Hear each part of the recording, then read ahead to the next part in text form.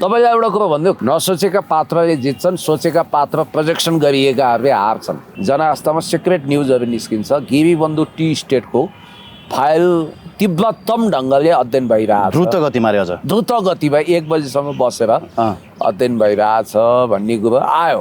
किनभने आजसम्म महाधिवेशन हार्ने बित्तिकै केपी ओली पक्राउ पर्न सक्ने सम्भावना बढ्यो। लगभग 79% जनआस्थाका न्युजहरू सत्य हुन्छन्।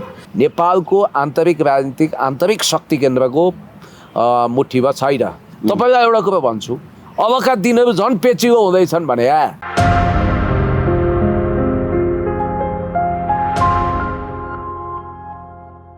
पुण्य गौतमजी हाम्रो साथमा हुन्छ। पुण्य सर, यहाँलाई हार्दिक स्वागत छ। थ्याङ्क यू सो मच, धन्यवाद। आराम हुन्छ पुण्य सर? ठिकै छ। महाधिवेशनको चटारो परेको छैन तपाईँलाई? महाधिवेशनको चटारो हतारो आदि इत्यादि भन्ने कुरो त हुनै पर्छ, पर्नै पर्छ। तर यसपटक म खास परिस्थितिमा छु र मलाई छलकपटपूर्ण तरिकाले ऐतिहासिक महाधिवेशनमा आफ्नो सहभागिता दर्शाएर केन्द्रीय नेतृत्वमा प्रभाव जमाउने, केन्द्रीय नेतृत्वमा आउने मौकाबाट वञ्चित गरियो। के होला सर, महाधिवेशनको रसाकसी चलिरहेछ होइन? अब हिजो त्यति दिग्गज नेता प्रदीप गेवाली आँसु झार्दै भ्रिकुटी मण्डपबाट बाहिरिनु भयो भन्ने कुरा आयो। उनको फोटो हेरेको म त गफ मात्रै हो कि भन्ठाने साँच्चीकै उहाँ आँसु झार्दै बाहिरिनु भएको रहेछ होइन? पाकिस्तानमा अब के राम्रा मान्छेहरूको ठाउँ नै नभएको हो? पाकिस्तान भनेर लेखेको थियो कार्टुनमा लेखेको कुरा। अब कमरेड सिद्धबिन्दु भनेर चिनिने साहित्यिक नाम हो सिद्धबिन्दु। पञ्चायत कालदेखि हामी जस्तै अब एकदम बचपनदेखि नै राजनीतिमा होमिएका र राजनीतिमा होमिएकै कारण तीक्ष्ण बुद्धि हुँदा पनि पढाइ छुटेका, एसएलसीसम्म पढे पनि दिग्गज प्राज्ञिकतामा रङमङ्गिएका श्री प्रदीप गेवालीज्यू यसपटक नेकपा एमालेको महासचिवको प्रमुख दावेदार हुनुहुन्थ्यो। केपी शर्मा ओलीज्यू जो अब चाणक्य भन्ने कि मेकियावेली भन्ने रणनीति बनाउन बहुत माहिर मसहुर हुनुहुन्छ। उहाँले यो सङ्केत दिनुभएको थियो कि हरेक महाधिवेशनको उद्घोषण प्राय महासचिवले गर्ने हुनाले भावी महासचिवको रूपमा प्रदीप गेवालीलाई प्रोजेक्सन गरियो भनेर मान्छेले बुझे। र त्यति मात्रै होइन कि ईश्वर पोखरेलज्यू वरिष्ठ उपाध्यक्षलाई रोक्नको निम्ति स्वागत भाषणको पनि मोडिफिकेसन भयो। मौजुदा महासचिवले स्वागत भाषण गर्ने र भविष्यको महासचिवले उद्घोषण गर्ने गरी मिलाइयो भनियो। तर नियतिलाई अर्कै कुरो मन्जुर रहेछ। उहाँले अब म उपमहासचिव बस्दिनँ, मलाई अरू पद पनि मान्य छैन, मलाई उपाध्यक्ष चाहिएन, मलाई महासचिव दिइयोस्। शङ्कर पोखरेलज्यूले एक कार्यकाल चलाउनु भयो, उहाँलाई उपाध्यक्षमा बढुवा गरियोस् भनेर उहाँले पटक पटक भन्नुभएको। दर्जनचोटि अध्यक्ष कमरेडसँग यो कुरा गर्नुभयो। तर भइदियो के भने यहाँ राजनीतिक कुटिल खेल के हुन्छ भने 60 र 40 को घानमा जसरी म परेँ होइन, अब 60% केपी शर्मा ओलीज्यूको कोटा, 40% चाहिँ ईश्वर पोखरेलज्यूको कोटा हुँदा स्वाभाविक रूपमा म 40%मा को 2 नम्बरमा मेरो नाम थियो। अब 100% केपी शर्मा ओलीज्यूले छानिसकेपछि त ईश्वर पोखरेल, विद्या भण्डारी, सुरेन्द्र पाण्डेहरूको टिमलाई त जिल्लाराम बनाइयो हो। त्यसै गरी राजनीतिका अनेक दाउपेच र कुटिलताको शिकार उहाँ हुनुभयो र उहाँको आँखाबाट बरबरी आँसु झऱ्यो र त्यो कुनै ग्लासरिङ सुरो आँसु थिएन, त्यो कुनै गोहीको आँसु थिएन। मान्छे भावुक भए र यसपछि 2टा अर्थ लगाइएको छ। उहाँको त्याग के कति त्याग हो। आज प्रदीप गेवाली रुनु पर्यो, भोलि अरू पनि रुनै पर्ने हो। अस्ति नै भीम रावलाई रुनु पर्यो होइन, त्यति बेला प्रदीप गेवाली बोलेनन्। आज प्रदीप गेवाली रुँदैछन्, अब भोलिका दिनमा अरूलाई पनि रुनु पर्ने दिन आउँछ भन्दैछन्। अरूलाई रुवाउँदा रुवाउँदै आफै रुनु पर्ने दिन पनि आउँछ। प्रकृतिको नियम अनौठो छ। म सबैलाई रुवाउँछु भन्यो भने अन्तिम आँसु चाहिँ सबैको आँसु आफ्नै आँखामा कोच्चिन्छ र आफै जिन्दगीभरि रुनुपर्छ, यो पनि हुन्छ। र यहाँनिर एउटा कुरा चाहिँ यो सर, उहाँको कमरेड प्रदीप गेवाली मलाई माया पनि गर्नुहुन्छ। यो नेकपा एमालेलाई प्रदीप नाम त्यति फाप्दैन जस्तो लाग्यो, किनभने प्रदीप नेपाल पनि उपाध्यक्षको क्यान्डिडेट हुनुहुन्थ्यो, हार्नुभयो। प्रकारान्तरले धरती छोड्नुभयो। नेकपा मालेको कोअर्डिनेसन केन्द्रको ईश्वर पोखरेलज्यूसँगै बसेर उहाँहरूले संरचना गर्नुभयो। सिपी मैनाली, माधव नेपाल उहाँहरूले। अब अर्को प्रदीप गेवाली पनि अहिले शिकार हुनुभयो। अब प्रदीप गेवाली कति भिक्टिम कार्ड खेलेको।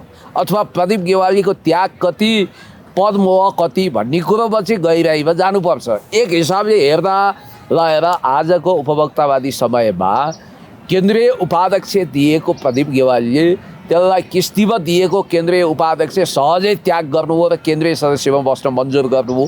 त्यति मात्रै होइन, आफूले समर्थन गरेको अब गुट भनौँ अथवा आफूले समर्थन गरेको संस्थापनलाई जिताउनको निम्ति भोटको अपिल पनि गर्नुभयो। सबैले केपी शर्मा ओलीज्यू र उहाँको प्यानललाई सहयोग गरौँ भनेर स्ट्याटस पनि लेख्नुभयो। वाह क्या बात, त्याग भने त यस्तो। फेरि केही समय यता पराजयको लहर उहाँले देखिरहनु भएको छ, निर्वाचन क्षेत्रमा पनि पराजय बिहोर्नु हो र प्रदीप गेवालीज्यू भावुक मान्छे, साहित्यिक मान्छे, कति पीडा भयो होला, हजारौँ बिच्छीले टोके जस्तो पीडा भएकै हुनाले आँसु झार्नुभयो भनेर पनि मान्छेले त्यसरी उहाँका शुभचिन्तक, फ्यान फलोअर्स र आउटसाइडरहरूले पनि मूल्याङ्कन गरे। अर्को एउटा कित्ता चाहिँ वस्तुवादी छ।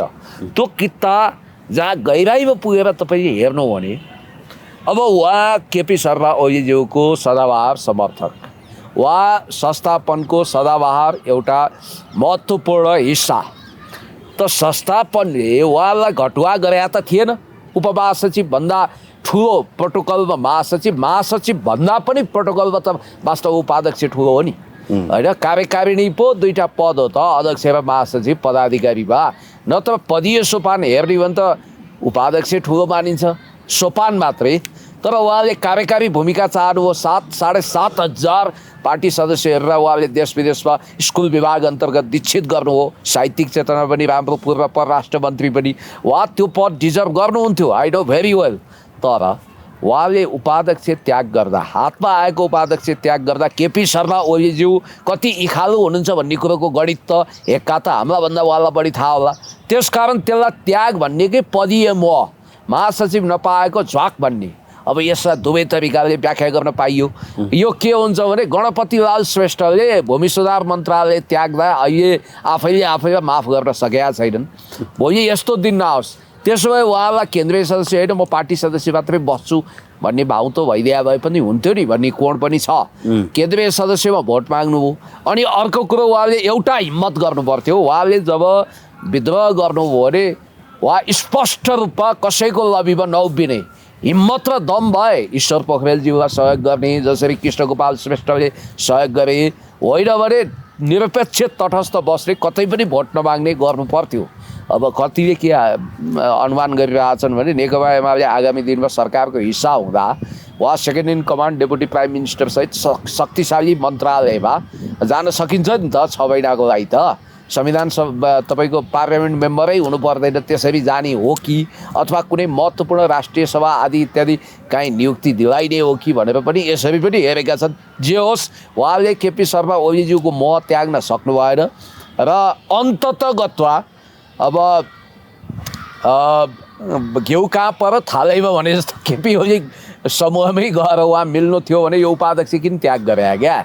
मेरो भनाइ चाहिँ मिलिसक्नु भयो र केपी ओली समूहसँग उहाँ त अहिले तटस्थ बस्नु भएन। तपाईँ के भन्दै हुनुहुन्छ? यत्रो राजनीतिक जारिफकार तपाईँ, दशकौँदेखि राजनीतिक विश्लेषण गर्नेहरूलाई तोरीको फुल देखाउने तपाईँले यति कुरा हेक्का राख्नुपर्छ नि त। उहाँले केन्द्रीय सदस्यमा त उम्मेदवारी दिनुभएको छ, अनि केपी शर्मा ओलीज्यू र त्यो प्यानलको लागि त स्ट्याटसै लेखेर भोट माग्नु भएको छ भनेपछि उहाँ कहाँ टाढा हुनुभयो त? चित्त पो दुखियो, मन पो कोडियो। मन मात्रै कोडियो हो। अनि यो घाटाको सौदा किन गरे क्या?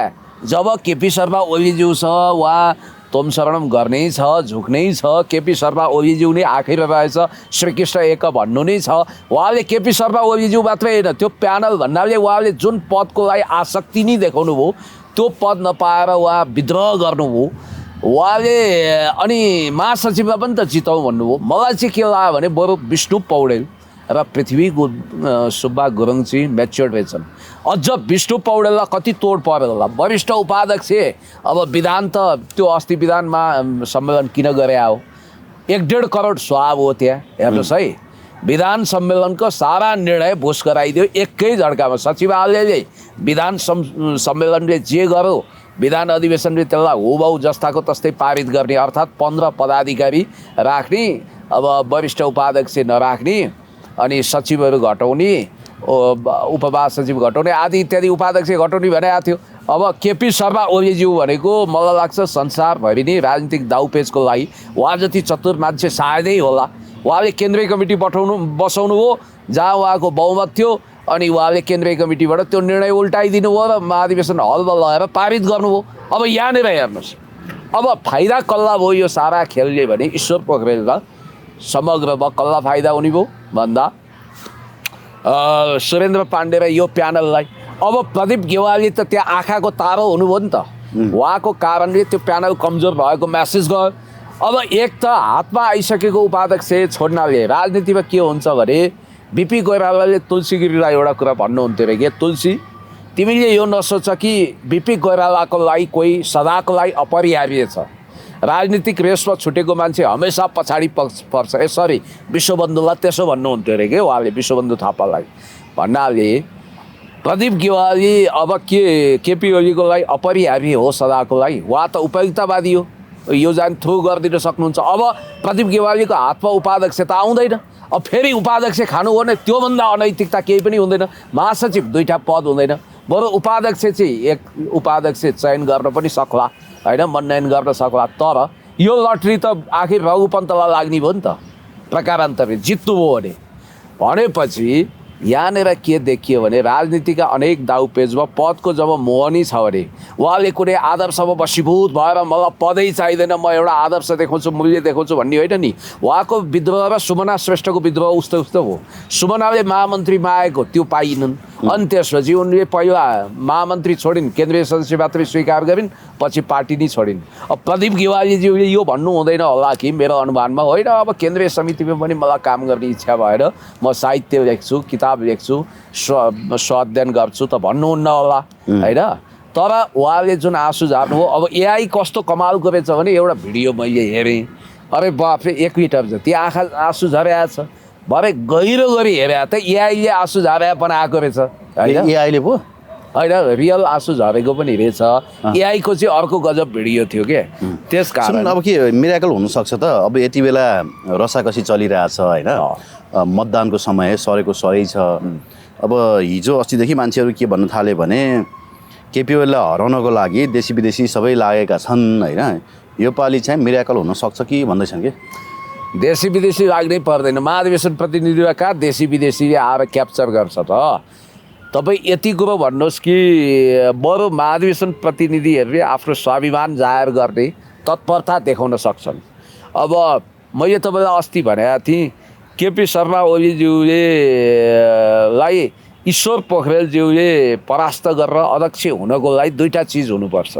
या त अब किनभने मैले त प्राविधिक रूपमा पनि अध्ययन गरेको छु, अब म जस्ता मान्छे नै वञ्चित गरियो भन्ने बित्तिकै यो पुण्य गौतमले गएर कहाँ भोट हाल्छ भन्ने ठेगान नभए हुनाले त त्यहाँ गरे हो। म संस्थापनमा भोट हाल्छु भन्ने ग्यारेन्टी लिएर गएको थिइनँ। त्यसकारण संस्था डिएनए टेस्ट गरेर होइन, सारा रक्त परीक्षण गरेर यो चाहिँ 100% हाम्रो हो भन्ने बित्तिकै अनि त्यो सारा डिएनए टेस्ट गरेर पोलिटिकल डिएनए जाँच गरेर त्यहाँ पठाइएको। नत्र मेरो लागि महेश बस्नेतजीले 4 चोटि भन्नुभयो। अरू धेरै नेता म नाम लिन चाहन्न जसले मलाई अध्यक्ष कमिटीका महासचिव कमिटीका लगेर पुण्य गौतमजी हिजोको पोलिट ब्युरो सदस्य हो, 48 सालको पार्टी सदस्य, जनयुद्धमा लाग्नुभयो, लामो त्याग तपस्या गर्नुभएको छ, इमान्दार हुनुहुन्छ भनेपछि उहाँ जतिको प्रतिभाशाली मान्छेलाई वाइ नट यो महाधिवेशनमा ल्याउनुपर्छ भन्दा पनि डिएनए टेस्टमा म चाहिँ संस्थापनको जिन अलिक कम भएको हुनाले मलाई पन्साइयो। यसपटक मैले तपाईँलाई भनेको थिएँ जसरी प्रतिनिधि छनौट गरिएको छ ईश्वर पोखरेलज्यूले जित्नको लागि 2टा कुरा। एउटा महाधिवेशन प्रतिनिधिले विवेकको मत प्रयोग गरेर होइन, पार्टीमा अब नेतृत्व हस्तान्तरण हुनुपर्छ, अब यही सेट लिएर चुनावमा जान गाह्रो छ भन्ने मेन्टालिटीको आधारमा ईश्वर पोखरेल जो 2032 सालमा 2027 सालमा पार्टी सदस्यता प्राप्त गर्नुभयो, 2032 सालमा कोअर्डिनेसन केन्द्र गठन हुँदाखेरि भूमिगत तरिकाले सामेल हुनुभयो। 2032 देखि 50 वर्ष भएछ अहिले केन्द्रीय कमिटीमा काम गरेको, सबभन्दा लामो समय केन्द्रीय कमिटीमा काम गरेको सिनियर नेताको हैसियतले र शालीनता, भद्रता, शिष्टता, नम्रता अहिलेको हिसाबमा हेर्नु त घर त ईश्वर पोखरेलज्यूको पनि जल्यो, विद्या भण्डारीको पनि जल्यो, तर उहाँहरूले कहीँ कतै सार्वजनिक रूपमा हाहाकार गरेर गाली गरेर एकदम काट्छौँ मार्छौँ भनेर काहीँ भनेको तपाईँ सुन्नुहुन्न। पीडा त होला नि, भयङ्कर पीडा होला। अब यहाँनिर कि त एकदम विवेकको मतदान, राजनीतिक मतदान गरेर नेकपा एमालेका प्रतिनिधिहरूले यो प्रमाणित गर्नेछन् कि वास्तवमा उनीहरू संस्थापनसँग लतारिएर राजनीतिक जिन्दगी बर्बाद पार्नेवाला छैनन् र एमालेको सुनौलो भविष्यको रूपरेखा कोर्नेछन् र सुनौला दिनहरूको प्रतीक्षा गर्नेछन्। या त केपी शर्मा ओलीज्यूलाई धोका दिनु पर्यो विभिन्न कारणले। जस्तो त्यहाँ तपाईँले एउटा कुरा ख्याल गर्नुभएको छ, राजेन्द्र गौतम मेरो बन्धु नै हुनुहुन्छ, उहाँ उपमहासचिवबाट बल्ल बल्ल फिर्ता लिनुभयो, उहाँको मन कोडिया छ।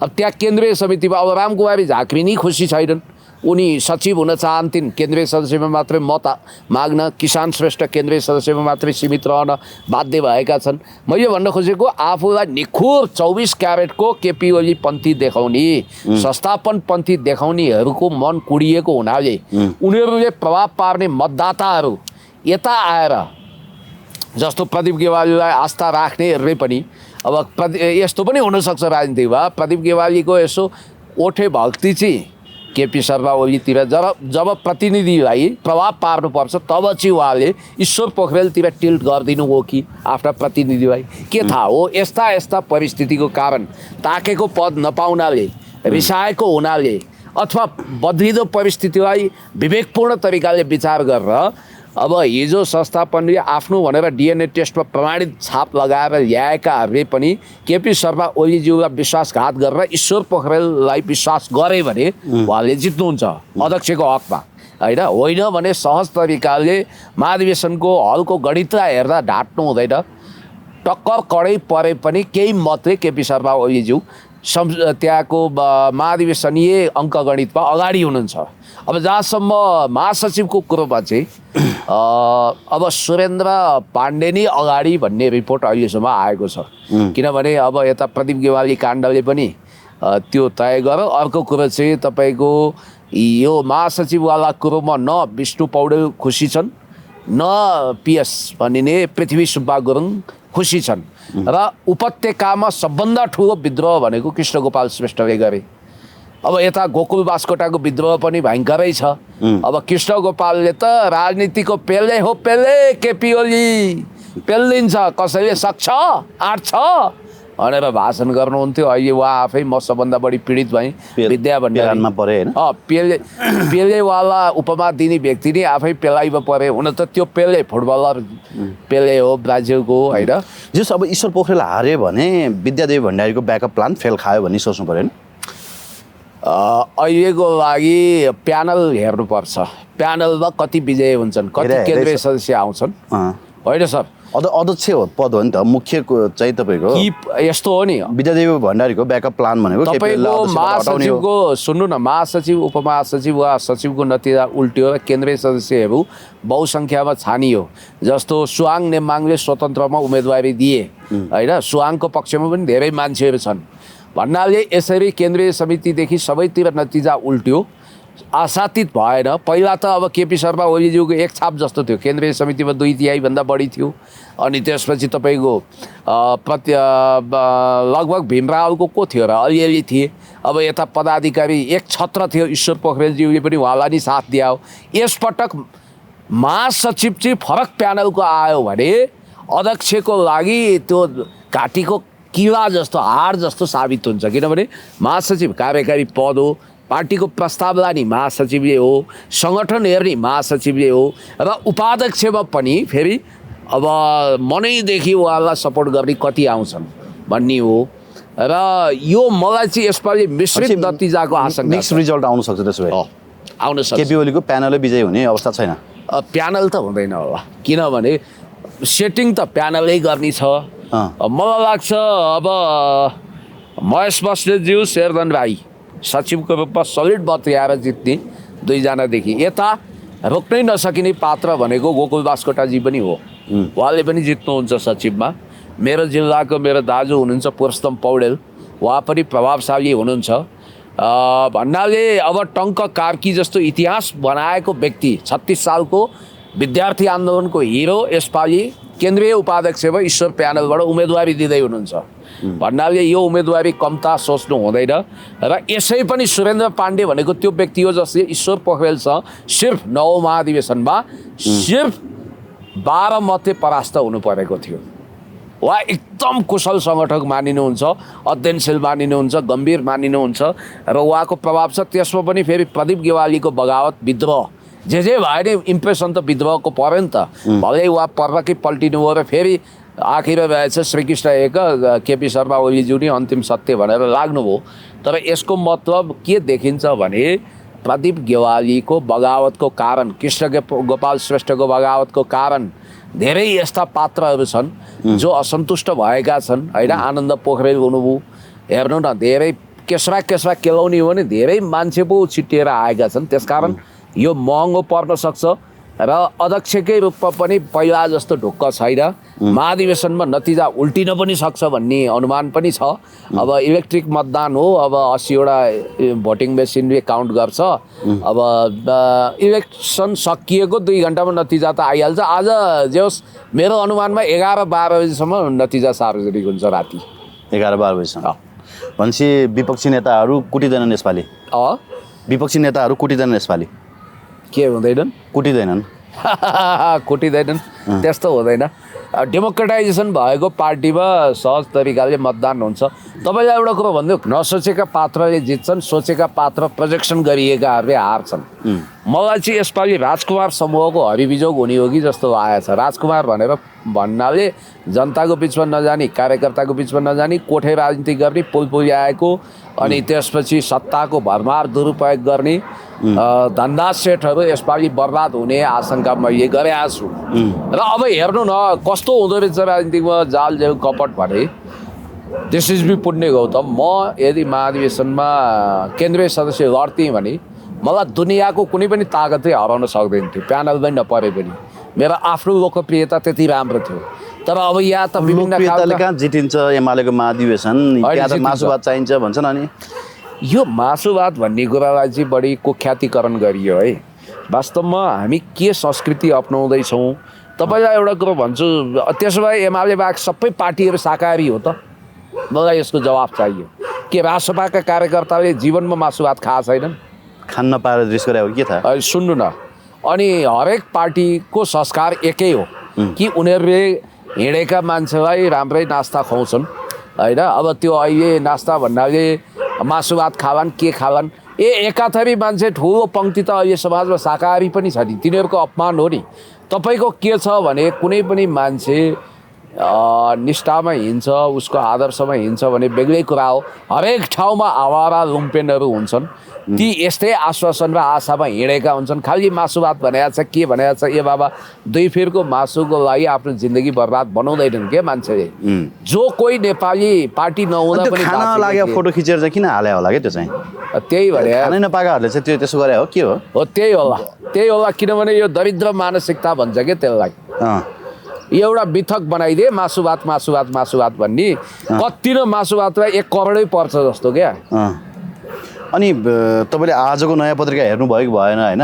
अनि बवाल आयो त, ओलीको स्वकीय सचिवको घुसको घर भनेर रोज भिलेज त्यो उकालोको घरमा चाहिँ एउटा घरै उनले नेपाल ट्रस्ट बापत, नेपाल ट्रस्टको जग्गा चाहिँ तपाईँको यति होल्डिङ्सलाई दिँदाखेरि उनले एउटा घरै घुस लिएर है कसैको स्वकीय सचिव राख्दैन सर मलाई नि। अब यो सिआइबीले छानबिन गरेको भनेर त्यसलाई हवाला दिएको छ न्युज आउँदाखेरि होइन। अनि नक्कली भुटानी शरणार्थी प्रकरणमा पनि राजेश बज्राचार्यलाई चाहिँ मैले यति बुझाएँ भनेर त्यो उसको भण्डारीको चाहिँ नोटमा लेखे होइन, बयानै आएको हो नि त। पछि त्यो बयानै चेन्ज गर्न लाग्यो। अब अहिले तपाईँको रोज भिलेजमा घरै भनिसके पछाडि यिनी त भ्रष्टलाई साथ लिएर पो बस्दो रहेछन् भन्ने कुरा क्लियर भएन। अब यो छोरो जस्तै पाले मान्छेले अनअफिसियल थाहा पाएको चाहिँ राजेश बज्राचार्य चाहिँ छोरो जस्तै गरी उनले पालेको मान्छे हुन् भन्थे। छोरै जस्तो मानेको नि। अब बज्राचार्य हो, सिधा मान्छे। अब हामीसँग पनि राम्रै सम्बन्ध राख्थे, फोनहरू उठाउने, भेटघाट सहज बनाइदिने, अनि सरल मान्छे थिए। तर त्यस्तो होला उनको जीवनशैली पनि सिम्पल देखिन्थ्यो, कहीँ कमाइदमाई गरेको देखिँदैन थियो। अब यो विषय चाहिँ मेरो लागि पनि रहस्यको विषय हो। तपाईँले जस्तै मैले पनि अध्ययन गरेँ। म यति भन्छु, म पनि सक्ट भएँ, म छक्कै परेँ, म अचम्बित भएँ कि राजेश बज्राचार्यबाट यो काम होला त। मैले बेनिफिट अफ डाउट लिनै पर्ने हो त भन्ने मलाई लाग्यो। तर अब भोलि इन्भेस्टिगेसनले प्रमाणित गर्दै जाँदा अब मैले त्यहाँ पढेअनुसार उनले जुन पैसाको स्रोत पुष्टि गर्न सकेन उनको फ्यामिलीले भनेको छ। जुन प्रपर्टी खरिद गरियो त्यो प्रपर्टी खरिद गर्न जुन थैली बुझाइएको छ त्यो अनुरूपको करोडौँ रुपियाँको स्रोत पुष्टि भएन भन्ने कुरो नै आछ होइन। त्यस कारणले गर्दाखेरि यो विषयमा मसिनोसँग अध्ययन होला, अनुसन्धान होला। अब यहाँ त त्यो राजेशजी त कुरै छोड्नुहोस् न, अब उहाँ त एउटा पोलिटिकल पार्टीको नेताको पिए। अनि मलाई ताजुब लागेको एकजना पूर्व सचिव अहिले पनि भ्रष्टाचारी विरुद्ध स्ट्याटस लेखिरहनु भएको छ। अनि उहाँले आफ्नो कमेन्ट सेक्सन अफ गर्नुभएछ फेरि। सर्वश्री माननीय भीम उपाध्यायज्यूले माननीय कसरी भएर माननीय मानेपछि माननीय भएन भने माननीय सचिव भनिदेऊ न। सर्वश्री पूर्व सचिव भीम उपाध्यायजीले अनि आफ्नो बारेमा किन नलेखे होला? जम्मैतिर नेपाल प्रेस, रातो पार्टी, सेतो पार्टी, अनलाइन खबर सबैमा के आयो भने भीम उपाध्याय लगायतका व्यक्तिहरूले मेलम्ची आयोजनामा भ्रष्टाचार गरेको अध्ययन गरेर त्यो अनुसन्धान गरेर अख्तियार दुरुपयोग अनुसन्धानले तयारीका साथ सर्वोच्च अदालतमा मुद्दा हालेको छ भन्ने कुरो अरूको चाहिँ सानोतिनो कुरा समाएर बस्ने, आफ्नो बारेमा थाहा नपाउने कस्तो हो उहाँ? आफ्नै विषयमा स्ट्याटस लेखे हुन्थ्यो नि। आफ्नो आङको भैँसी नदेख्ने, अर्काको आङको के छारो देख्ने भन्छ अनि रोग होला नि त। त्यही हो, सबैलाई त्यही त हो नि हामी नेपालीलाई। Hypocrisy hypocrisy hypocrisy. अब यहाँ सानो बुकुरो खडा गर्ने, सानो घर बनाउने, विदेशमा कतिले के गरेका छन् रे भने उहाँलाई भने आइन मैले। कतिले चाहिँ यहाँ उही सानो ग्यास स्टेसनमा लिक्विड सपमा लगानी गर्छन् नि त कति। त्यही देखियो। अब एक्स्ट्रा अर्डिनरी भिजा लिने, यहाँ रुनी कराउने, एक्टिङ गर्ने, उता जाने, लिक्विड सपमा ग्यास स्टेसनमा पुस्ता लगानी गर्ने, यस्तै रहेछ। अनि के हो, सुजन गुरुङ त एमालेकै लाइनमा आए रे होइन। यदि जेनजीको माग सम्बोधन हुन्छ भने केही समयको लागि संसद पुनर्स्थापना गरेर अनि निर्वाचनको मिति तोकेर संसद फेरि विघटन गर्न पनि सकिन्छ भन्दैछन् रे। भने पछाडि अब बिस्तारै बिस्तारै संसद पुनर्स्थापना हुन्छ भन्ने चाहिँ उनीहरूले पनि बुझे होइन त। अब सुशीला कार्की र तपाईँले भन्नुभएको थियो नि संसद पुनर्स्थापना भयो भने पहिलो जेल जाने पालो चाहिँ यिनीहरूको आउँछ भन्नुहुन्थ्यो। अब आउनला हो? अब त्यस्तो हुनसक्छ, नियतिले त्यो प्रबन्ध गरे हुनसक्छ भविष्यको लागि। किनभने त्यही लाइनमा उहाँ बोल्न थाल्नुभयो त अहिले त। होइन, यो मलाई कान्तिपुरमा दिएको इन्टरभ्यू मलाई एउटा कुरो अचम्म लाग्यो। जब उहाँलाई जेठो छोरोको नाता प्रमाणित गरेर बालुवाटारले प्रमाणपत्र दियो, त्यसपछि अब बालुवाटार चुनाव चाहन्छ कि चाहँदैन भन्ने कुरो त यहाँबाट देखियो नि। जेठो छोरोले के भने चुनाव हुनै सक्दैन। जेठो छोरोले त भने छन् चुनाव हामी हुनै दिँदैनौँ। अनि कसको इसारामा? आमाको इसारामा भने कि जसले प्रधानमन्त्री बनायो, प्रधानमन्त्री बनाउने मान्छे चुनाव हुन सक्दैन भन्छ। अनि प्रधानमन्त्री चाहिँ चुनाव जसरी म गरेर छोड्छु भन्नु होइन। अनि यो त आफैमा कन्फ्लिक्ट देखेन र? त्यही भनेको यो एकदमै कन्ट्रोभर्सियल छ। तपाईँलाई यति कुरो भनौँ कि जेठो छोरो भनेर यिनको डिएनए टेस्ट गरेर यिनलाई अब बायोलोजिकल सन जो विदेशमा छ प्रधानमन्त्री आमैको होइन, सुख सुविधाका साथ सुख भोग गरेर विदेशमा छन्। अब यहाँ चाहिँ सिंहदरबारदेखि बालुवाटारसम्म रफू चक्कर काटेर अर्को एउटा जेनजीको प्रतिनिधि भनेर नक्कली मान्छे खडा गरेर मेलम्ची काण्डमै घुस काण्डमै के अरे मेलम्चीको भ्रष्टाचार काण्डमै परेका उपसचिव जसलाई अहिले फेरि मुद्दा हालिएको छ भीम उपाध्यायसँगै हो, उहाँलाई नै जेनजीको तर्फबाट हस्ताक्षरकर्ता बनाएको पनि यिनै सुदन गुरुङले हो। अब इन्ट्रेस्ट ग्रुपहरू दीपक भट्ट सबैलाई संरक्षण गर्ने पनि यिनै रहेछन् होइन। तपाईँले देखिरहनु भएको छ र अचम्मको कुरो देवानदेखि भनिरहेको छु त एउटै हेलिकप्टरमा सहयोग गर्ने मान्छेहरू अनि त्यति मिल्ने दोस्तहरू रहेछन् अनि हो नि। र अर्को एउटा अचम्मको कुरो चाहिँ के भने जब मेरो जेठो छोरो हो सुदन गुरुङ भनेर अब बुवाको अत्तोपत्तो के हो थाहै नदिकन आमैले जेठो छोरोको ट्याग लगाइदिन्, ठप्पा लगाइदिन्। त्यसपछि हतार कान्तिपुर जस्तो मिडिया जसले एउटा स्ट्यान्डर्ड विशेषज्ञ समेत युट्युबतिर आउने मान्छे भनेर जहिले डिस्कार्ड गर्छ, त्यो मिडियाले खोज्दै हजुर प्रभु भन्दै रूपेशजीले उहाँको इन्टरभ्यू लिनुभएको छ। अब सुर्ण तालको इन्टरभ्यू मैले हेरेँ र त्यसमा उनको रटान के छ भने चुनाव हुन म दिन्न, चुनाव हुँदैन भन्छन्। अब बालुवाटारको हमेसा इच्छा यही छ भन्ने हामीले बुझ्यौँ। यहाँनिर मलाई एउटा ऐतिहासिक प्रसङ्गको सम्झना भयो। एकजना तान्त्रिक, उनीमा त क्षमता थियो, एकजना तान्त्रिक रसियामा तत्कालीन रुसको दरबारमा छिर्छन् तिनको नाम हो रासपुटिन भनिन्छ। अहिलेको रुसी राष्ट्रपति भ्लादिमिर पुटिनको धेरै टाढाको एक पूर्वज पनि हुनु नि। रासपुटिनको दरबारमा यति प्रभाव भयो कि खास गरी रानीहरू मोहित हुने र राजा निकोलसले जे भने पनि सुन्दै नसुन्ने। रासपुटिनले जे भन्छ त्यो मात्रै रानीहरूले सुन्ने। उनले सम्मोहित गरे। अन्ततः हुन त षड्यन्त्रबाट मारिए रासपुटिन होइन, उनलाई गोली हानेर हत्या गरियो भनिन्छ। उनको प्रभाव यति थियो कि उनले जे चाहन्छन् त्यही हुन्थ्यो, जे चाहन्छन्। दरबारमा उनले चाहेको कुरो अकाट्य थियो। रानी क्याथरिनले उनलाई लाड प्यार दिएर हुर्काएकी थिइन्। हुन त त्यो जेठो छोरो थिएन, उनीहरूको त उमेर एउटै थियो होइन, लगभग प्रेमी जस्तो दर्जा दिएर राखेका छिन् भन्नाले रासपुटिनको नेपाली अवतारको रूपमा यो जेठो छोरो अवतरित भएको देखियो। र तपाईँले भने जस्तो जेठो छोरोको इसारा अथवा आमा छोराको सल्लाहबाट जे कुरा आउँछ त्यो नै नेपाली राजनीतिको अब सच्चाइ हुने हो त। अद्भुत आश्चर्य छ हामीलाई त। त्यही त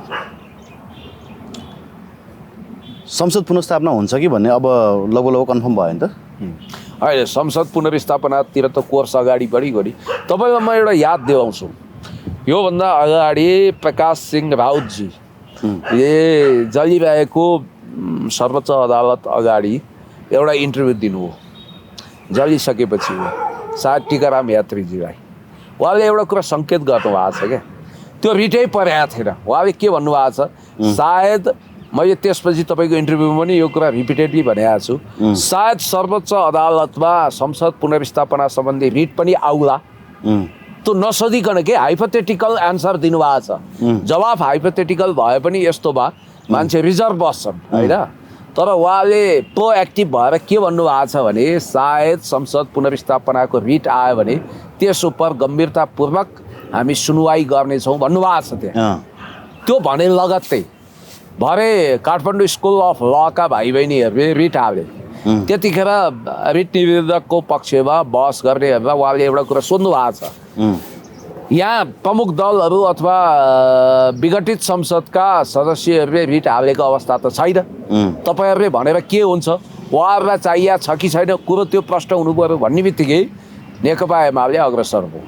त्यसको लगत्तै शेरबहादुरजी ब्रेक डान्स गर्न थाल्नु र अहिले कुलमान घिसिङलाई को निर्णय बदर गराएर हितेन्द्र देवजीलाई नेपाल विद्युत प्राधिकरणको एमडीको रूपमा पुनर्स्थापित गरेपछि राजनीतिक कोर्स चाहिँ संसद पुनर्स्थापनातिर गयो, ट्रेलर अनुसारको फिल्म चल्ने भयो भन्ने सर्वत्र अनुमान छ।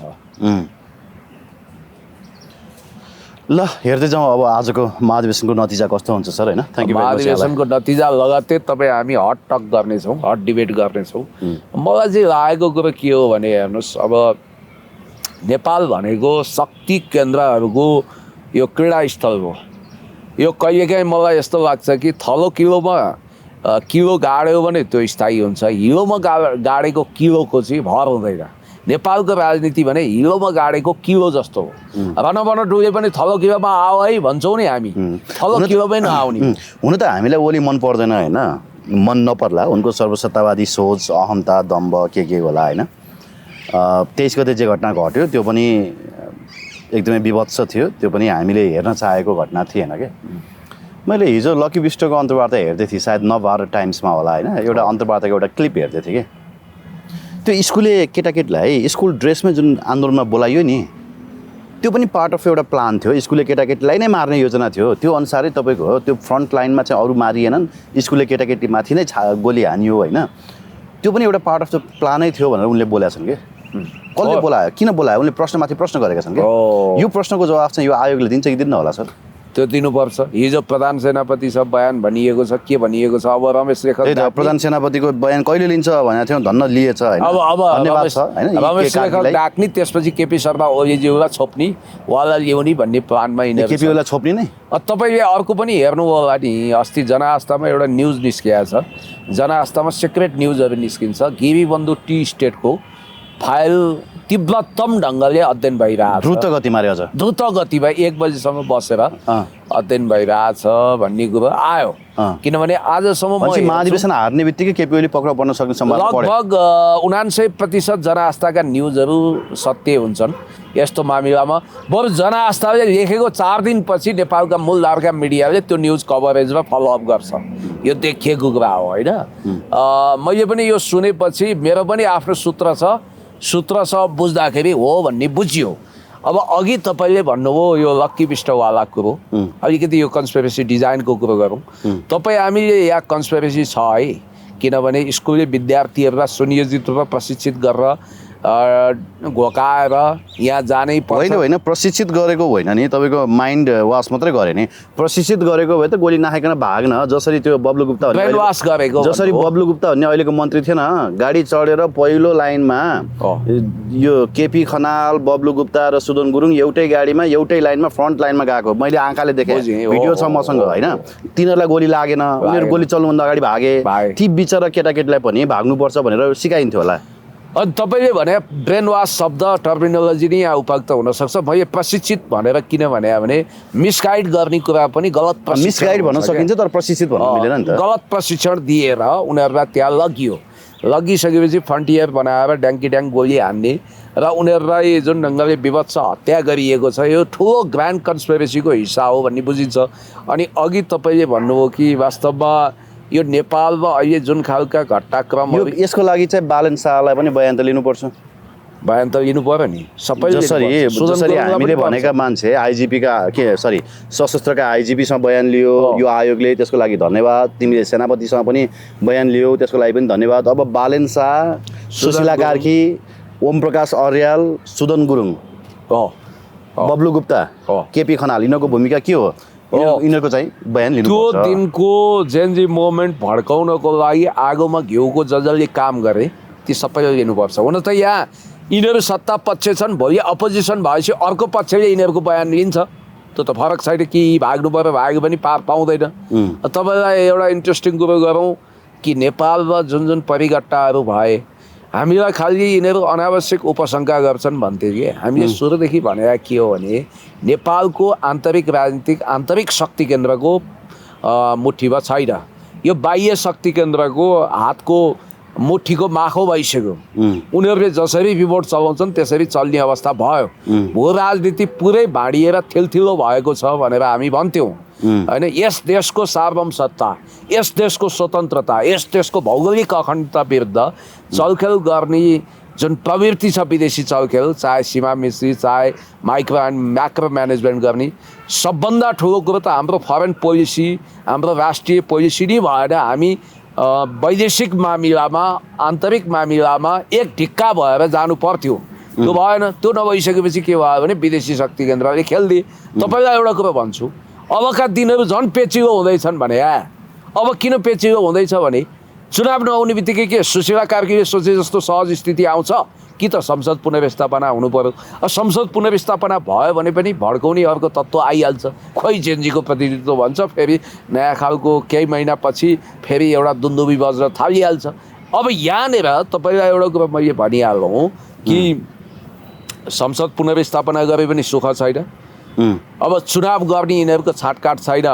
अब चुनाव यिनीहरूले सार्ने नि हो यिनीहरूको दाउपेच हेर्दा होइन।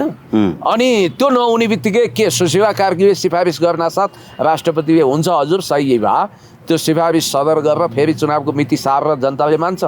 अनि अर्को शक्ति केन्द्र के हातमा दही जमाएर बसेको छ। 58 साल फर्काउन प्रयत्न हुँदैन। 58 साल त्यही रूपमा दोहोरिन्छ भनेको होइन, नयाँ रूपमा दोहोरिन सक्छ नि त। त्यस कारणले सुशीला कार्की र अस्ति केपी शर्मा ओलीजीले भनेको कुरो इन्ट्रेस्टिङ लाग्यो क्या मलाई। याद गर्नु होला सुशीला कार्कीजी, यो देशमा फागुन 21 पछि फागुन 22 पनि आउँछ भन्नुभएको छ क्या। त्यसै भन्नुभएको छ औँलो ठडाएर। हेरौँ न फागुन 22 मा के हुन्छ। हस्, थ्याङ्क यू।